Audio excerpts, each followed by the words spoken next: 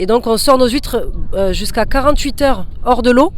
C'est ce qui va faire en fait la différence, qui va les rendre beaucoup plus musclés, beaucoup plus charnus, avec une chair bien ferme, un petit peu comme un morceau de viande.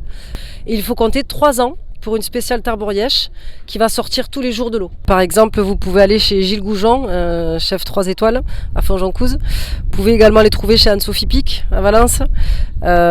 Et sur Paris, mais à ce moment-là, moi je la découpe en 3 parties. Voilà. Il y a le muscle qui va s'apparenter à une noix de Saint-Jacques, qui pour moi je le garde pour la fin, c'est le meilleur. Surtout pas de vinaigre. Et après, bon appétit.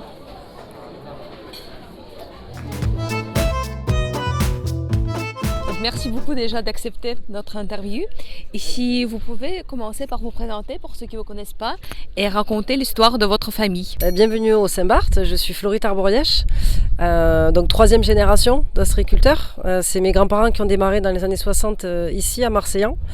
Ensuite mes parents ont pris la relève, ont développé l'entreprise. Et puis depuis plus de 15 ans maintenant, avec mon frère, on a pris la relève. Voilà, donc on est ostréiculteurs de père en fils, de père en fille, et on a développé autour de l'ostréiculture et aussi de la mytiliculture l'accueil de nos clients en fait sur place, sur notre lieu de production. Donc vous êtes ici au comptoir au Saint-Barth, comptoir de dégustation, en face des parcs à huîtres, et vous pouvez voir les panneaux solaires qui sont sur nos parcs à huîtres et qui nous permettent finalement de recréer la marée qui est absente en Méditerranée. Voilà, et ça nous permet de sortir en fait l'énergie accumulée via les panneaux solaires, nous permet de sortir les huîtres hors de l'eau, comme recréer la marée d'Atlantique. C'est vrai que, comme je vous ai dit, ça fait 2e fois que je goûte vos huîtres et c'est quelque chose de spécial. Et j'arrive pas, je raconte à tous mes amis, mais j'arrive pas à exprimer bien quelle est la différence. Pourriez-vous nous donner la différence, en quoi vos huîtres sont différents des autres huîtres qu'on a beaucoup en France? Alors comme je vous ai expliqué, le fait de reproduire en fait cette marée grâce à l'énergie solaire, ça nous permet en fait de maîtriser et non pas de subir la marée qui est en Atlantique de 6 heures à peu près. Ici on la maîtrise, on fait sortir nos huîtres tant qu'on veut. Donc en fait on les sort beaucoup plus souvent et beaucoup plus longtemps qu'une marée traditionnelle. C'est vraiment ce qui rend nos huîtres uniques. Ce système est piloté à distance, donc en fait en appuyant sur un bouton on peut activer la montée ou la descente de nos huîtres. Et donc on sort nos huîtres jusqu'à 48 heures hors de l'eau. C'est ce qui va faire en fait la différence, qui va les rendre beaucoup plus musclés, beaucoup plus charnus, avec une chair bien ferme, un petit peu comme un morceau de viande. Voilà, c'est vraiment ce système qui est unique au monde et breveté, qui va nous permettre d'avoir ces qualités-là au niveau de l'huître. D'après vous, quel type de vin il faut choisir pour vos huîtres, le meilleur accord? Alors j'ai envie de vous dire, ça dépend des goûts. En local ici on a du très bon Picpoul de Pinet qui est très vif, un petit peu sur l'acidité, sec. Pour moi il faut prioriser le sec. Voilà. Après sur la spéciale tarborièche qui va être plus grasse, plus croquante, plus charnue, là je conseillerais plutôt un vin qui va être sec mais un petit peu rond. Voilà, donc par exemple le Picpoul, assemblage Picpoul et Roussanne va très bien sur une huître bien grasse. Si vous pouvez peut-être nous raconter le parcours d'une huître dès la naissance jusqu'à notre table. Combien de temps ça prend et quelle est sa vie en fait? Qu'est-ce qu'il faut faire? Alors la première partie de la vie, c'est la naissance. Alors nous on n'a pas d'écloserie, c'est un vrai métier faire naître des huîtres. Donc nous quand on achète nos huîtres, c'est des tout petits bébés qui font entre 3 et 4 mm. Voilà, on appelle ça du naissin. Voilà. Donc quand ils arrivent chez nous, on les met dans des petits paniers triangulaires. On appelle ça le pré-grossissement. Ça va durer entre 6 et 8 mois. Et donc pendant cette période-là, elles vont atteindre entre 3 et 4 cm. C'est une taille manipulable. À ce moment-là, on va les sortir de l'eau. Et une à une, on va les coller sur des cordes avec du ciment. C'est manuellement? C'est manuellement, une à une. Et ensuite, une fois que le ciment est sec, ces cordes qui font 2,50 m, on va les accrocher sur nos parcs à huîtres. Voilà. Et après, là, il faut compter 1 an de production pour une huître traditionnelle de Bouzigues qui ne va jamais sortir de l'eau. Et il faut compter 3 ans pour une spéciale tarborièche qui va sortir tous les jours de l'eau. Puisque 3 ans. Voilà, c'est 3 ans pour une spéciale tarborièche. Pourquoi ? Parce que quand on va la sortir de l'eau, on va freiner la croissance en fait. Puisqu'une huître va pousser quand elle est dans l'eau. Elle va filtrer quand elle est dans l'eau. Donc si on la sort de l'eau, on l'empêche de manger. Et c'est en l'empêchant de manger qu'on lui fait faire des réserves et qu'on la muscle.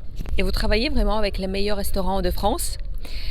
Si vous pouvez nous conseiller s'il y a des gens qui ne peuvent pas venir directement chez vous, où on peut déguster vos huîtres en France, à Nice, dans d'autres villes. Si vous avez une liste de restaurants où on peut les goûter, comment on fait? Alors, j'ai pas vraiment la liste en tête là, mais je sais que par exemple, vous pouvez aller chez Gilles Goujon, chef 3 étoiles à Fonjoncouze.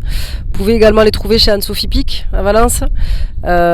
Et sur Paris, chez Guy Savoie, évidemment, un de nos meilleurs clients et plus anciens clients. Je crois qu'il y a beaucoup d'autres fournisseurs, pas des huîtres, mais d'autres produits qui également veulent bien de travailler avec les meilleurs restaurants de France. Quels conseils vous pouvez les donner? Par quoi il faut commencer pour finalement travailler avec les meilleurs, les chefs étoilés, parce que ça, c'est quelque chose de vraiment très prestigieux. Eh bien, je dirais que tout est dans le travail du producteur, en fait. Donc, on parle d'agriculture, c'est de l'agriculture de la mer. Je dirais que c'est vraiment la personne qu'il y a derrière le produit qui va aller chercher à faire toujours mieux. Quand on a lancé nos huîtres il y a 15 ans, par exemple, les chefs comme Guy Savoie nous ont beaucoup aidés, beaucoup apporté. C'est eux qui nous ont fait des retours à chaque envoi de marchandises pour nous aider à nous améliorer sur le suivi, sur la qualité.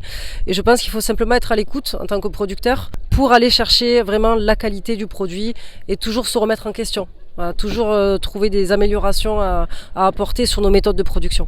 Et si on parle de la conservation des huîtres, en fait, pour moi, c'est toujours un peu choc culturel quand je vois des huîtres dans les supermarchés comme ça, hors frigo, parce que pour moi, dans ma tête, c'est un fruit de mer. Et donc, normalement, on doit les garder dans les frigos. Donc, si vous pouvez nous donner une idée, en fait, combien de temps on peut dire que les huîtres sont toujours fraîches? En fait, comment et combien de temps on peut les garder? Alors, une première partie de réponse, ça va être dans le produit, puisque en fait, une huître classique qui sort jamais de l'eau ici, une huître de Bouzigues, n'a pas l'habitude de sortir de l'eau. Donc, je vais vous dire 4 jours, 5 jours maximum, puisque vu qu'elle n'a pas l'habitude, quand elle va être hors de l'eau, elle va avoir tendance à s'ouvrir vite, plus vite. Une spéciale Tarboriège qui est sortie d'eau tous les jours, pendant 3 ans, elle va être beaucoup plus solide. Donc là, je vais vous dire entre 7 et 8 jours. Voilà. Après, il faut mieux les consommer fraîches, dans tous les cas. C'est pas grave si elles passent quelques heures sans frigo, mais l'essentiel, c'est qu'à la dégustation, on ne soit pas au-delà des 12 degrés. D'accord. Voilà. Et ça se conserve au frais. Si on voit les boîtes en fait qui sont stockées comme ça au supermarché, pourrait-on dire que c'est déjà pas tout à fait fraîche ou Non, elles peuvent passer sans problème quelques heures hors d'eau et hors frigo, il n'y a pas de souci. Mais encore une fois, ça dépend du produit. Okay. Voilà, si c'est des huîtres qui sont fragiles ou non. Une fois, j'ai eu une mauvaise expérience avec des huîtres. J'ai mangé dans un restaurant en Vignon, on ne va pas dire lequel, et j'ai eu une intoxication. Mais c'est fou, l'intoxication après des fruits de mer, c'est vraiment quelque chose horrible. Et quand j'ai mangé, en fait, c'était des huîtres absolument normales pour le goût, pour la texture. J'ai pas remarqué quelque chose de spécial. Donc, si vous pouvez nous donner un conseil, dès qu'on mange huîtres, et si on n'est pas ici où on est bien sûr que c'est 100% fraîche, comment on peut comprendre que c'est vraiment pas quelque chose de fraîche et peut-être qu'il ne faut pas le manger? Alors, c'est très étonnant parce que ce que j'allais dire, ma première réponse, c'est qu'une huître pas fraîche, elle a une très forte odeur. Donc vraiment, alors il y a première chose, si on achète une bourriche et que l'huître est ouverte, c'est qu'elle est en train de mourir ou déjà morte. Il faut la jeter. Maintenant, si elle est bien fermée, que vous l'ouvrez, oui, il y a l'eau aussi, l'eau c'est important. S'il n'y a pas d'eau dedans, ça veut dire qu'elle est en train de mourir ou déjà morte. Il ne faut pas la manger, la consommer.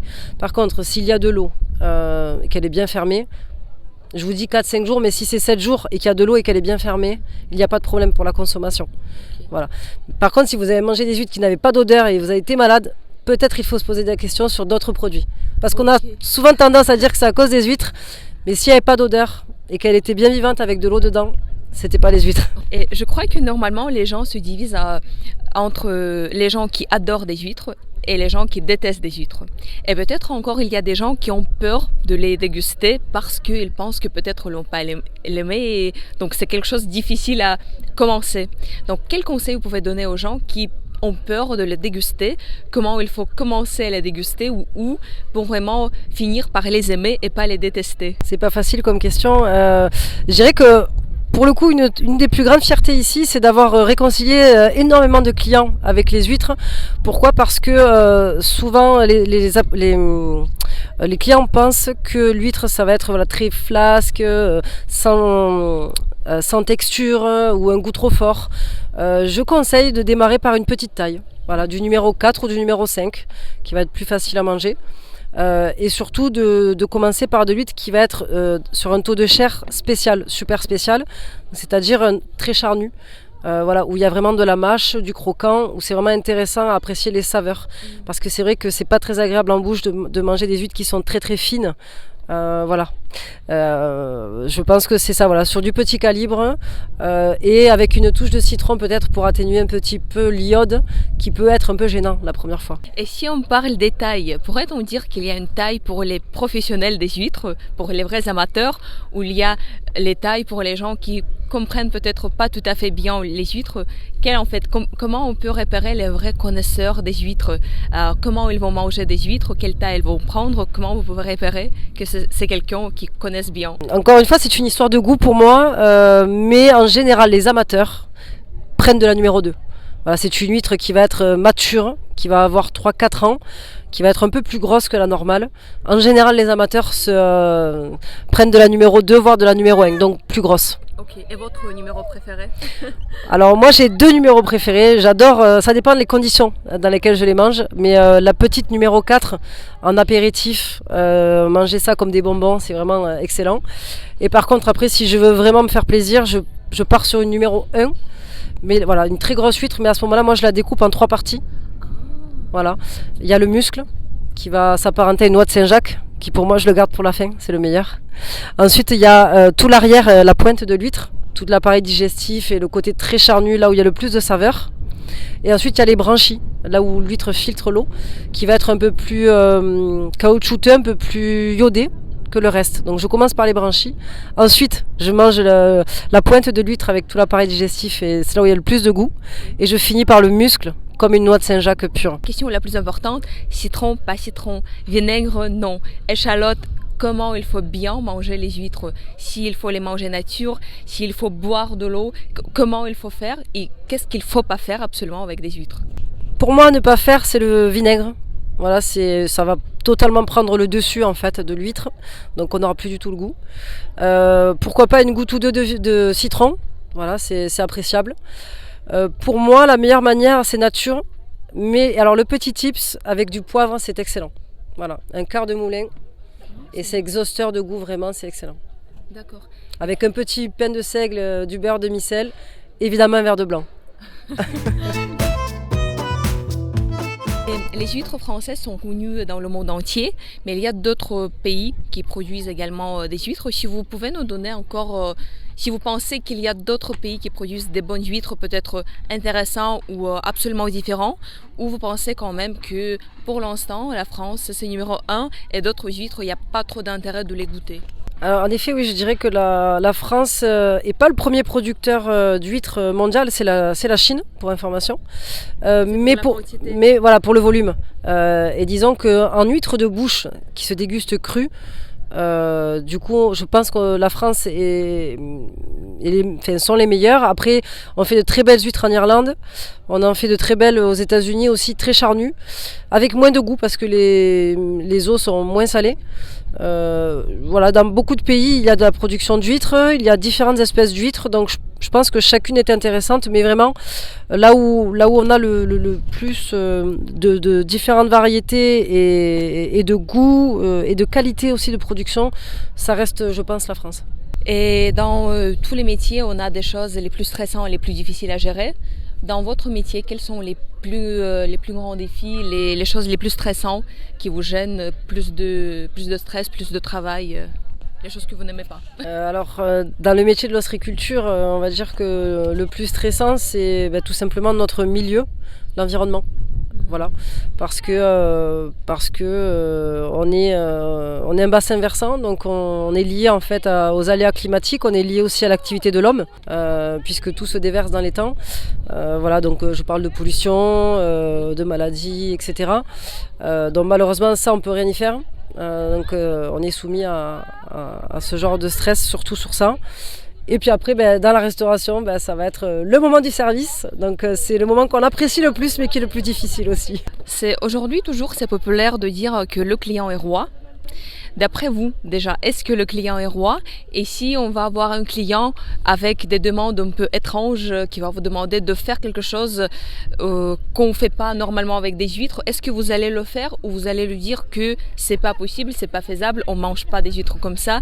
D'après vous, quelle est votre approche vers... Je dirais que on a toujours des choses à apprendre, donc on est plutôt ouvert sur ce qu'on va nous demander, nous proposer. On essaie de toujours trouver une solution où je pense qu'il n'y a pas de mauvaises idées. Donc on va être ouvert à l'écoute. Et après, quand c'est possible, on le fait. Et quand c'est malheureusement impossible, on ne peut pas le faire. On s'adapte au mieux. Quelles sont vos idées pour 5-10 ans? Quels sont vos plans professionnels? Est-ce que vous voulez ouvrir encore d'autres restaurants, peut-être avoir plus de restaurants avec lesquels vous travaillez? Quelles sont les idées les plus importantes pour vous en tant que comment en fait vous voulez élargir votre structure? Notre projet principal pour les futures années, c'est de développer la production d'huîtres avec la technique de marée solaire. Nous avons déjà commencé notre développement en Espagne et en Italie. Nous avons déjà des productions là-bas. Et notre idée, en fait, c'est vraiment de s'implanter dans chaque pays où il est possible de produire avec cette technique-là, c'est-à-dire des pays où il n'y a pas de marée. Voilà, où on a des lagunes. On a identifié dans le monde 24 pays avec des lagunes et des caractéristiques identiques à celles de la lagune de Thau, où nous aimerions nous implanter pour produire avec ce brevet, avec les marées solaires. Voilà, et pour alimenter évidemment les marchés en local, pour éviter d'envoyer nos huîtres, parce que nous avons déjà des marchés internationaux, nous envoyons nos huîtres en Asie, aux Émirats Arabes Unis, en Europe. Et voilà, l'idée c'est vraiment de s'installer dans le pays, produire pour le marché local. Ah, c'est bien. Et si on va prendre par exemple Espagne et France, ou France et Italie, on a la même mer, mais est-ce que le goût va être différent ou pas du tout? Est-ce qu'il y a quelque chose qui change le goût? Ou si on prend le même océan, la même mer, ça va être la même huître qu'on va recevoir? Alors je peux vous assurer que malgré qu'on soit en Méditerranée, on n'a pas du tout les mêmes goûts que l'on produise en Espagne, en Italie ou ici en France, dans le sud de la France. En fait, je pense que la meilleure explication, c'est de faire le parallèle avec la vigne. Voilà, ici, ce n'est pas un terroir, c'est un miroir. On appelle ça un miroir. Pourquoi? Parce qu'il y a des miroirs qui vont être différents suivant les courants, suivant l'apport d'eau douce, l'apport d'eau salée, suivant le sédiment, si on est sur de la vase, si on est plutôt sur du rocher. Des fois un peu des goûts ferrailleux. Voilà, ça dépend vraiment du miroir. Et dans chaque lagune, on a un miroir qui va être différent. Donc un goût différent. Selon les statistiques, chaque année à Noël et Nouvel An, il y a une quantité immense de gens dans les urgences suite à l'ouverture des huîtres à la maison. Donc si on peut vous demander de nous montrer qu'est-ce qu'il faut faire et surtout qu'est-ce qu'il ne faut pas faire pour finalement ne pas aller aux urgences mais manger des huîtres. Voilà, si on peut le faire là. Et deuxième question, si on peut avec vous déguster une huître pour vraiment montrer comment il faut le faire et comment il ne faut pas le faire. Voilà, si on peut le faire maintenant. Et merci beaucoup. Voilà, c'était un plaisir de parler avec vous. Alors, concernant l'écaillage d'une huître, je dirais que ce qu'il faut faire en priorité, c'est déjà se protéger la main qui va ouvrir l'huître, tout simplement. Donc un torchon, quelque chose qui va donc entre la main et l'huître. Donc se protéger avec un torchon, bien tenir fermement l'huître qu'on va ouvrir. Et je dirais qu'il faut surtout pas forcer, en fait, quand on va approcher le couteau. Je vous montrerai tout à l'heure. Il faut surtout pas forcer. Si on force, c'est qu'on n'est pas au bon endroit. Voilà, donc il faut faire des petits mouvements pour rentrer entre les deux coquilles, entre les deux valves, mais surtout pas forcer, parce que si on force et qu'après on ripe, on risque de se rentrer le couteau dans la main. Voilà, donc je vous montrerai comment on fait.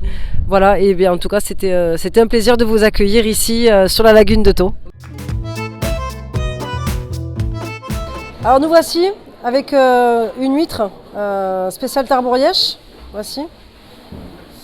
Alors moi je suis gauchère, donc je vais la prendre à l'envers. Mais normalement pour un droitier, on la tient fermement dans la main gauche. Voilà. Et la pointe du couteau doit venir en fait s'insérer entre la coquille supérieure et la coquille inférieure. sur le dessus aux 3/4 de l'huître. Pourquoi? Parce que le muscle adducteur qui tient les deux coquilles se trouve ici. Donc il faut rentrer à ce niveau-là. Concernant le couteau, il faut le tenir bien proche de la pointe. Il ne faut pas le tenir comme ça. Parce que si on glisse, c'est tout le couteau. Donc il faut se protéger déjà la main. Donc moi je la prends à l'envers parce que je suis gauchère. Voilà. Donc aux 3/4 ici, sans forcer, avec des petits mouvements. Voilà, on est rentré. Et là il faut enfoncer un petit peu le couteau, casser le muscle avec ce mouvement-là. Et ensuite il faut récupérer le manteau de l'huître.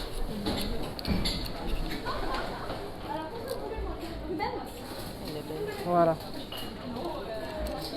Ça c'est une ouverture parfaite, on a le manteau qui est bien joli, bien propre. Et ensuite, le petit conseil chez nous, on coupe le muscle pour la dégustation. Voilà. Ainsi, il n'y a plus qu'à rapprocher l'huître et la manger. Qu'est-ce que vous pouvez dire On vide la première eau aussi. On vide. Ouais, la première eau. Okay. Elle va se refaire. Okay. Mais qu'est-ce que vous pouvez dire aux gens qui veulent nettoyer les huîtres avec l'eau de robinet? Surtout pas. Il ne faut surtout pas mettre de l'eau du robinet dans l'huître. Sinon, on perd son goût.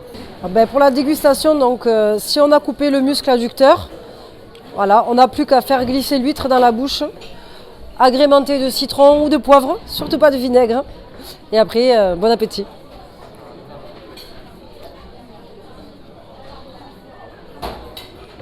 C'était bon. Formidable. Et les fourchettes, est-ce qu'il faut utiliser les petites fourchettes qu'on donne parfois ou c'est pas pour les professionnels? La petite fourchette, c'est plus pour faire joli. Parce qu'une fois que l'huître est décrochée, on n'a besoin de rien. Okay.